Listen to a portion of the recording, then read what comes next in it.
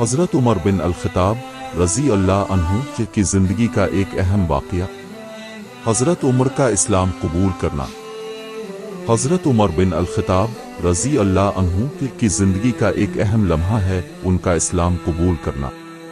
وہ اسلام کی دعوت کو قبول کرنے سے پہلے ایک شدید مشرک تھے اور ان کی زندگی کا ایک زمانہ یوم سے دوسرے یوم تک جیوں جیوں بدلتا گیا۔ ایسے معلوم ہوتا ہے کہ حضرت عمر رضی اللہ عنہ کا اسلام قبول کرنے کا برحق قصہ کچھ یوں ہے۔ ایک دن حضرت عمر کا رضی اللہ عنہ غصے میں بھر کر رسول اللہ صلی اللہ علیہ وآلہ وسلم کے پاس پہنچے اور اپنی طرف سے اسلام کی دعوت کو ختم کرنے کی اجازت مانگی۔